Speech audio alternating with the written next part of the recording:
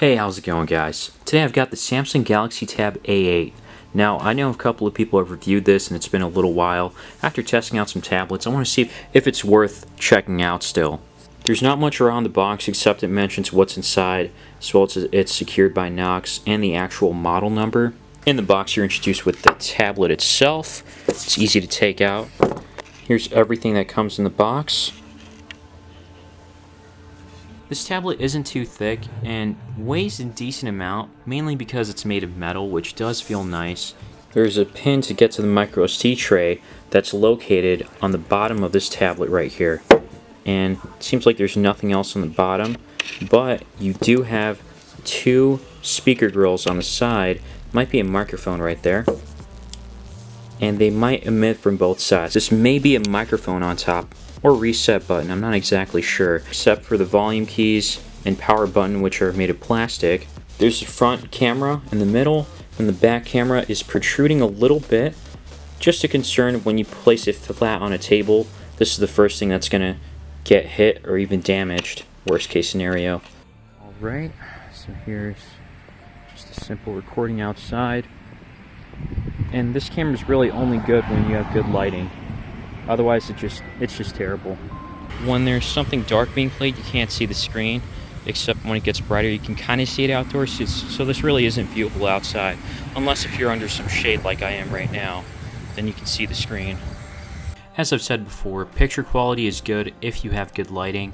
Otherwise, it's not going to be so great. Also, the front camera is subpar, enough for a Zoom call. As with many Samsung devices, there is bloatware. Some of it can be uninstalled like Spotify and Netflix, but the Samsung apps just can't. And there's about 43% of internal storage that gets used up, so you really don't have much to play with. There's a messaging app that comes pre-installed that you can't really uninstall, which I thought was interesting because there's no really eSIM or SIM tray that I know of here.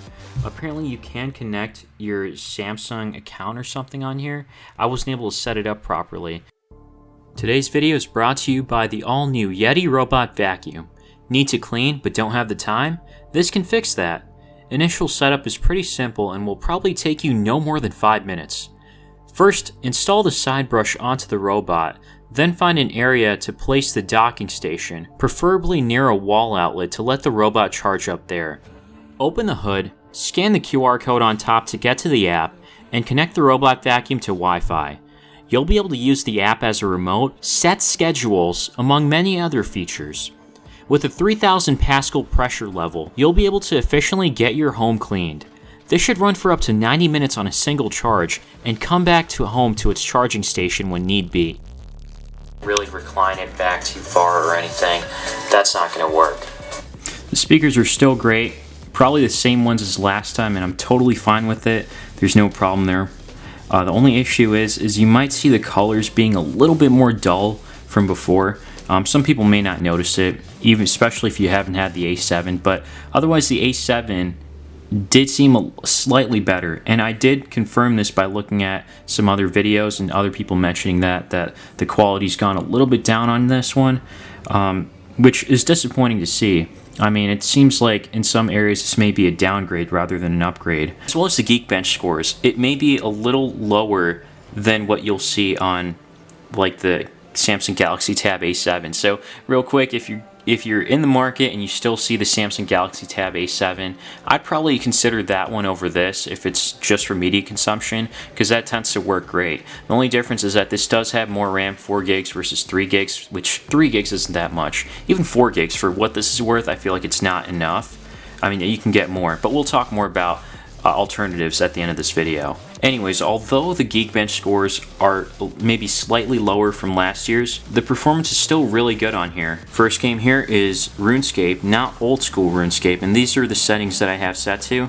This is pretty much the best settings that you can get, but you're never really going to get consistent 60 FPS unless if you're looking away from like a lot of things. That's the only time, but it's still pretty smooth from when I look around for the most part. It doesn't really hinder performance or anything.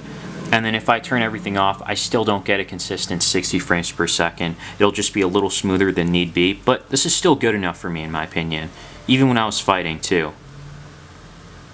With everything maxed out, it's really slow, so it's pretty much unplayable at this point. As you can see, like, I'm only getting like 10 frames or even single-digit frames. It's just not good enough. The frame rate is up here, by the way. Next game here is Roblox, and I have the graphics set to the highest level, and the frame rate is not smooth. But I guess you could say this is playable. Well, it's definitely playable if you turn down the graphics. So if I set it to automatic, then click resume, it's usually a little better, or a lot better, like it was much more smooth.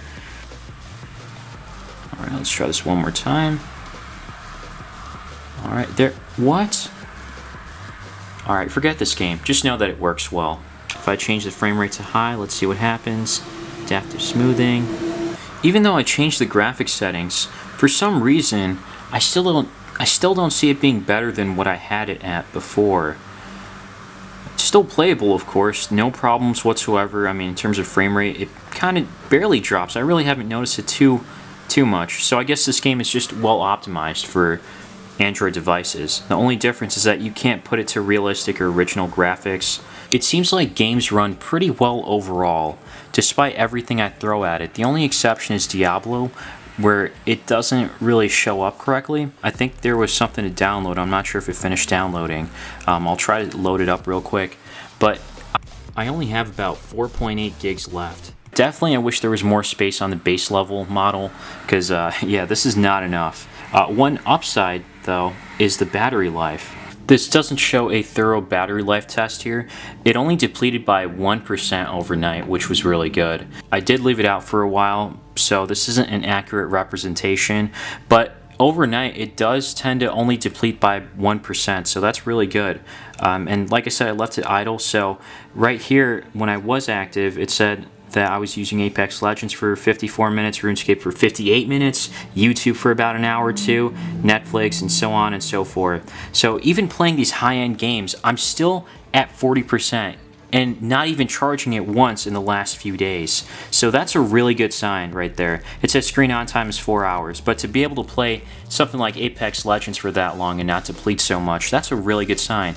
I'm going to go on a limb here and say that this is probably the best budget tablet that you can pick up, because I've only tested out maybe less than half a dozen, or about half a dozen tablets, and this one kind of takes the cake in terms of the budget tablet area. I paid $160 for this, so it's going to go on sale again probably around that, so probably pretty soon. And I got it off of Amazon, which I'll have links down below for, and let me know what you guys think. The only other tablet that I can think of, if you want more RAM, is the PlintPad P60 Android tablet. The PlintPad P60 has 6 gigabytes of RAM.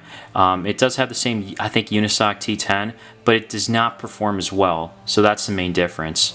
But anyways, guys, let me know what you think in the comments down below. Leave a like if you did find this video helpful, and subscribe for more.